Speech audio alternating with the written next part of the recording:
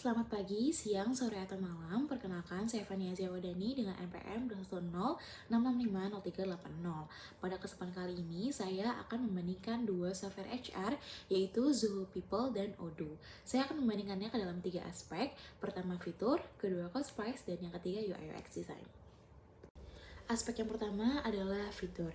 Zoho People memiliki 12 fitur yang mendukung pengelolaan SDM suatu perusahaan, yaitu Leave Tracker, Time Tracker, Attendance, Performance, File Organization, Travel, Announcement, Case, Employee Engagement, HR Letters, dan Onboarding. Fitur yang pertama adalah Leave Tracker. Fitur ini digunakan untuk mengelola ketidakhadiran atau cuti yang diambil karyawan. Karyawan akan mengajukan permintaan cuti, kemudian manajer akan memvalidasi dan menyetujuinya. Fitur kedua adalah Time Logs, dan fitur ini digunakan untuk mengelola log kerja karyawan, dan pada fitur ini karyawan juga dapat melihat pekerjaan, proyek, dan kliennya berdasarkan log yang dimiliki. Fitur yang ketiga adalah attendance, di mana fitur ini digunakan untuk mengelola kehadiran atau absensi dan jadwal shift karyawan. Selanjutnya ada performance, yaitu fitur yang berisi tools untuk mengukur dan mengevaluasi performance karyawan. Tools goals, KRA, kompetensi, dan skill set digunakan untuk mengevaluasi performance karyawan, sedangkan tools self-appraisal digunakan karyawan untuk menilai dan merefleksi dirinya. Karyawan juga dapat menerima feedback dari manajer dan rekannya melalui tools feedback, dan perkembangan kinerja karyawan juga dapat dilihat melalui tools summary. Yang kelima adalah fitur files, yaitu fitur yang digunakan untuk mengelola file organisasi dan file yang dimiliki karyawan. Karyawan juga dapat menemukan template untuk dokumen-dokumen penting pada fitur ini. Yang keenam adalah organization. Fitur ini digunakan untuk menyimpan data karyawan dan organisasi, seperti data pribadi karyawan, data departemen, organization tree, dan lainnya. Yang ketujuh ada travel, yaitu fitur untuk mengelola permintaan dan pengeluaran dinas karyawan. Selanjutnya ada fitur announcement, yaitu fitur yang memungkinkan karyawan untuk melihat segala pengumuman yang berkaitan dengan pekerjaan atau perusahaan. Selanjutnya ada fitur cases, yaitu fitur yang memungkinkan karyawan untuk menanyakan atau mengajukan permintaan yang sifatnya general. Selanjutnya ada employee engagement, yaitu fitur yang dapat membantu HR untuk membuat survei untuk mengukur kepuasan dan keterlibatan karyawan di perusahaan. Selanjutnya ada fitur HR Letters, yaitu fitur yang memungkinkan HR untuk mengelola surat-surat yang diperlukan. Dan yang terakhir ada fitur Onboarding, yaitu fitur yang memungkinkan HR untuk mengelola data kandidat onboarding dan penerimaan karyawan baru. Selanjutnya untuk Odoo memiliki 6 modul yang mendukung pengelolaan SDM suatu perusahaan, yaitu Recruitment, Employee, Attendance, Leaves, Expense, dan Fleet. Modul pertama dari Odoo adalah modul rekrutmen, yaitu modul yang mendukung proses rekrutmen perusahaan mulai dari pembukaan lowongan hingga pengelolaan proses menggunakan metode Kanban.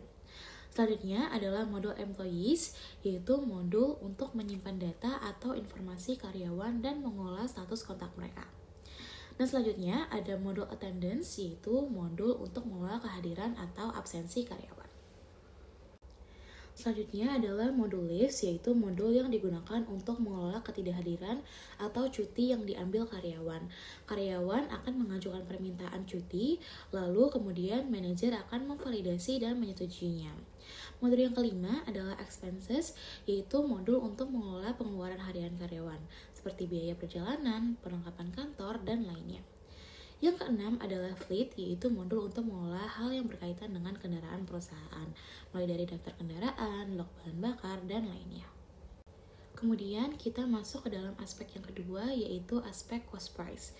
Zoho People menawarkan 5 jenis paket berlangganan, yaitu gratis, SDM Essential, Profesional, Premium, dan Perusahaan.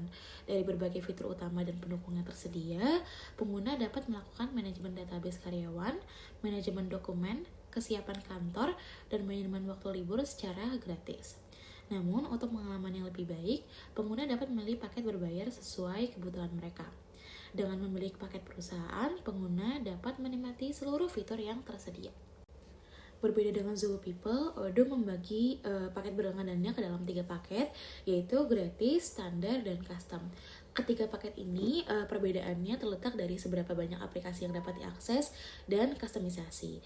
Selain itu, biaya lisensi Odoo juga dihitung berdasarkan jumlah user yang terdaftar dalam sistem, bukan jumlah user yang mengakses sistem. Aspek yang ketiga adalah UI UX design. Secara keseluruhan, user interface yang dimiliki oleh Zoho People cenderung lebih modern dan bersih. Zoho memberikan navigasi yang cukup intuitif dan estetika yang menyenangkan. Penambahan icon yang relevan juga menambah kejelasan informasi yang disampaikan. Kemudian dari sisi user experience, Zoho People ini memiliki desain website yang serupa dengan software HR pada umumnya. Hal ini memudahkan pengguna untuk melakukan navigasi. Selain itu, fitur-fiturnya juga mudah ditemukan karena dikelompokkan dengan baik.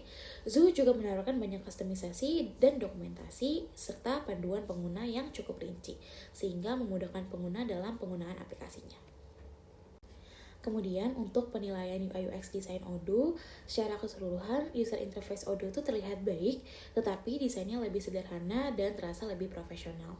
Odoo ini cocok untuk pengguna yang mencari dan menyukai tampilan konservatif dan lebih serius.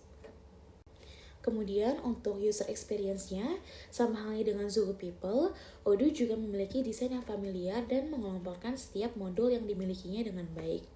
Namun, Odoo bisa memberikan dokumentasi atau panduan yang lebih baik untuk membantu pengguna memahami cara menggunakan fitur-fitur yang lebih kompleks.